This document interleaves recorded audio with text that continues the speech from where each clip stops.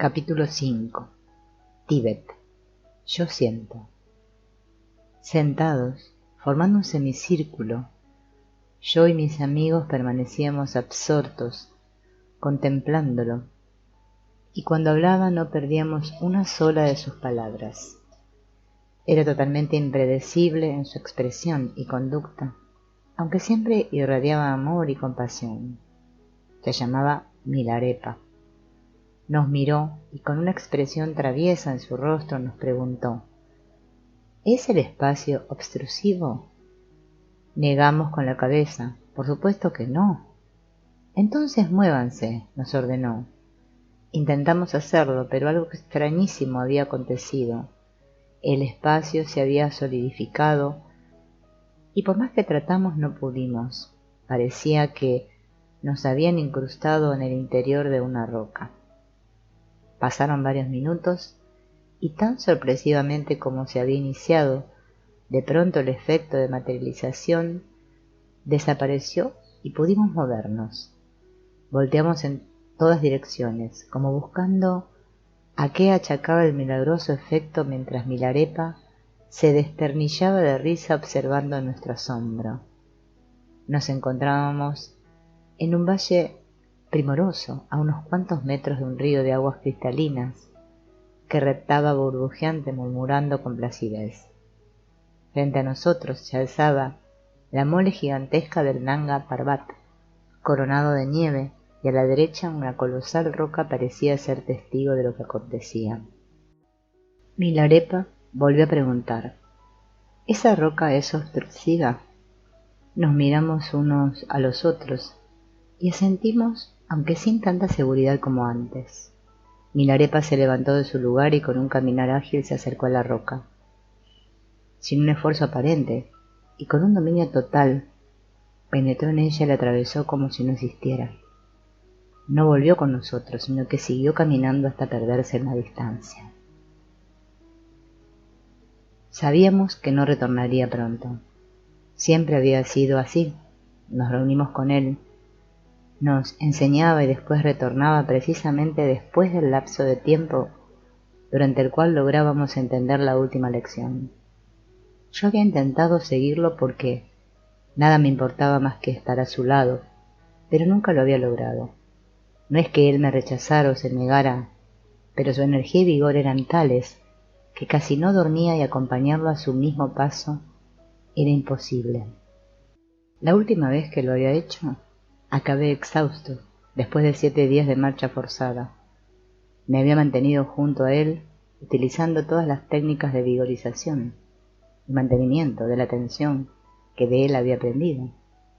Pero mi límite fue un río, en plena crecida, que él atravesó caminando sobre sus aguas, mientras que yo ni siquiera me atrevía a nadar en sus enfurecidas corrientes. Frustrado, regresé a labrar la tierra en la ladera de la montaña que pertenecía a mi familia. A veces, mientras cosechaba, oía un zumbido intenso proveniente de las nubes. Volteaba en esa dirección y veía a Milarepa volando serenamente en las alturas. Pasaron varios meses antes de la siguiente sesión. Volvimos a reunirnos en semicírculo y, como siempre, permanecimos absortos observándolo. No hizo movimiento alguno, pero una espiral de energía radiante salió de su pecho y se enfocó en el mío. Mi corazón comenzó a latir con fuerza y mi respiración se alteró. La fuerza del impacto me asustó al principio, pero luego comencé a sentir una emoción casi intolerable. Era amor puro, como si hubiese sido destilado en un alambique excelso y finísimo. Me llenaba hasta el último y más recóndito poro de mi cuerpo. No tenía referente concreto. A donde volteara allí se enfocaba. Desde un insecto, por el cual sentía la más sublime ternura, hasta una nube a la que penetraba amando cada una de sus diminutas vaporizaciones. Ni que hablar de mis amigos o del propio Milarepa. A todos y cada uno lo sentía con tal compasión y cariño que era difícil permanecer inmóvil sin manifestarlo abiertamente. Estoy seguro que a ellos les sucedía lo mismo. Tal era la intensidad y el brillo de sus ojos. En esta ocasión, Milarepa no se fue. Permaneció con nosotros todo el día, sin pronunciar palabra y extrayendo de su pecho esa espiral que seguía activando nuestro corazón sin disminuirse o fatigarse. Comprendí que él vivía en ese estado y que nada era comparable con la posibilidad de aprender a permanecer allí permanentemente. No volví a ver a Milarepa sino hasta 30 años más tarde, precisamente el día en el que murió. Nos reunimos junto a su lecho de muerte sus primeros y más leales discípulos.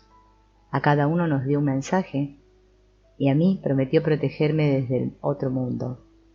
Él sabía que mi vida había cambiado desde aquella sesión en la que su corazón había activado el mío.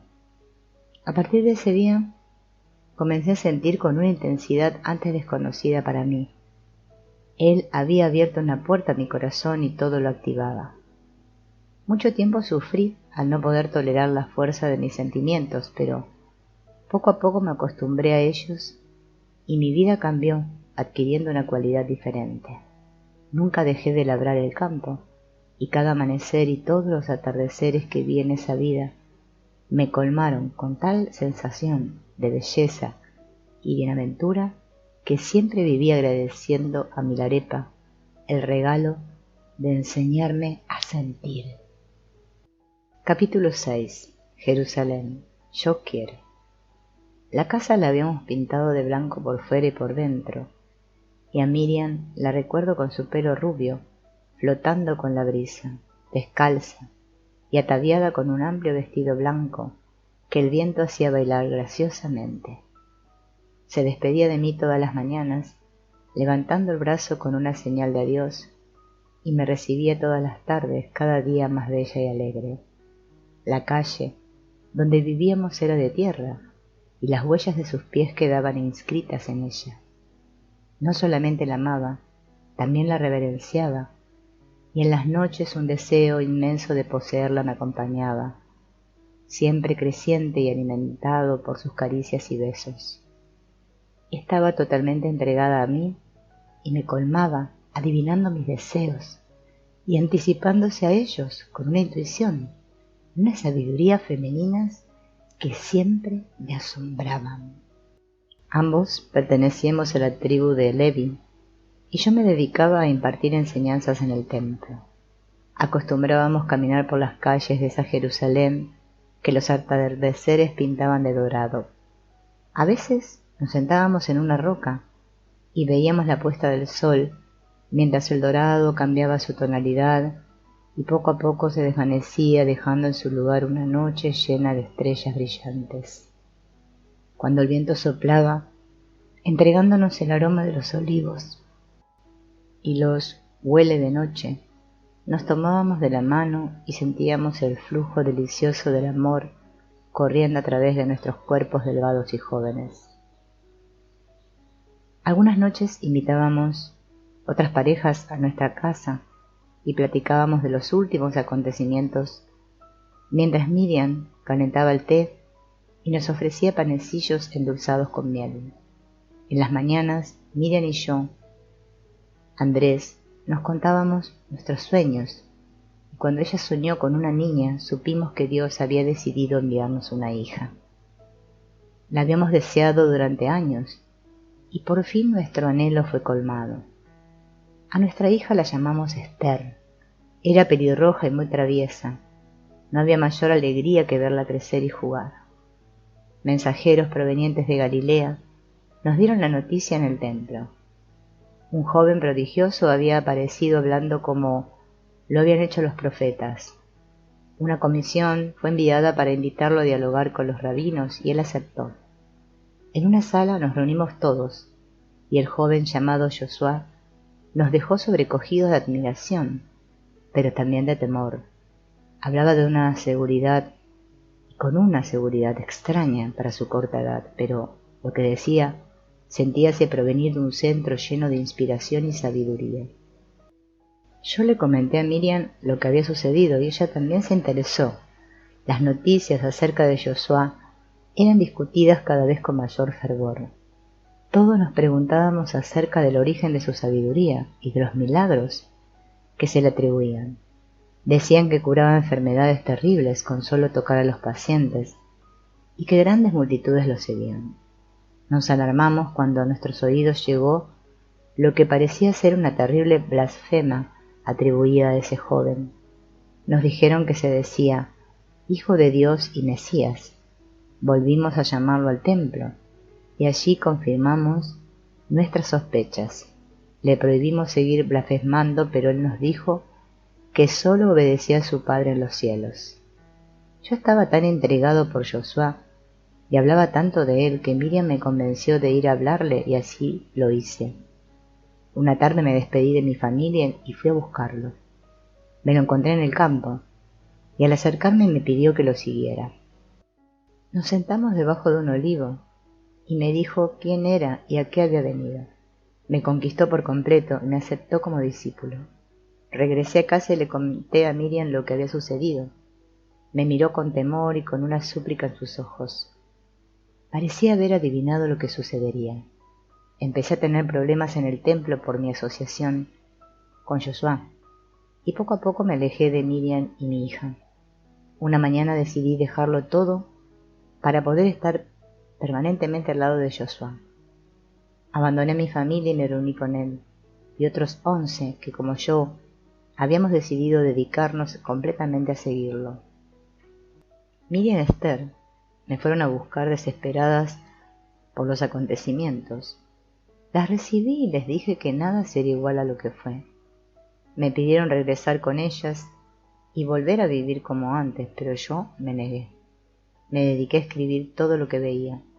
Descubrí una cueva y en ella guardé los manuscritos sellados dentro de grandes jarras. Las enterré con la esperanza de que fueran halladas en algún futuro. Los acontecimientos que siguieron son conocidos. Josué fue encarcelado, juzgado y después crucificado. Sin embargo, no murió. Poseía tal control sobre su cuerpo que lo paralizó para que lo creyeran muerto. Su madre María y algunos de sus discípulos lo trasladamos a una cueva en la cual se recuperó. Una noche, burlando a los guardias romanos y disfrazados, huimos de Jerusalén. Josué había vivido durante su juventud en la India. Allí había aprendido de grandes maestros. Caminamos durante meses y por fin llegamos a Cachemira, en el norte de la India. Nos establecimos en ese lugar y allí pasamos el resto de nuestros días.